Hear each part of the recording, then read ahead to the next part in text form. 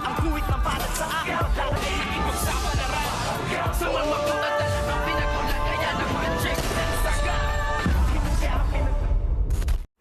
Good morning and welcome sa aking munting channel. Hindi nga lubos maisip nitong si Ramon kung bakit nga sa dinami-dami ng kanyang mga taong ngang napatay na at nakaharap at nakaengkwentro sa laban, itong ang bukod tanging si Tanggol ang hindi niya makalabit ang gatilyo ng kanyang baril dahil ang sabi nga niya ay para siyang nakaharap sa salamin nang makaharap niya ng tuluyan itong ang kanyang anak na si Tanggol, kung kaya't nasabi nga niya sa kanyang papa na sa dinami-dami ng aking mga nakalaban, siya lamang, iisang tao lamang ang hindi ko kayang patayin. Kaya ngayon ay magpapaimbestiga nga itong si Ramon kung ano at sino talaga itong kanyang nakakaengkwentro at wala siyang kalam-alam na ito pala ang kanyang tunay na anak, kung kaya't hindi niya nga ito mapatay dahil naramdaman niya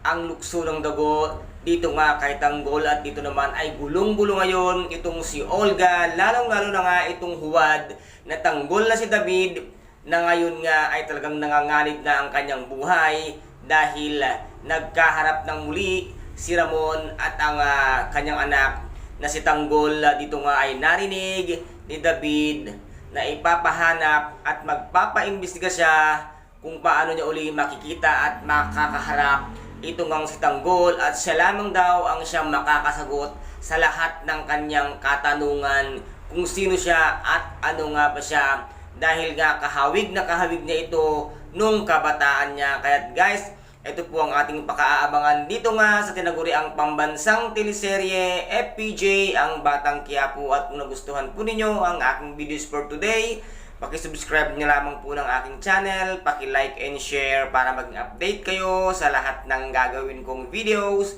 Maraming salamat po. Ingat, God bless, and bye-bye!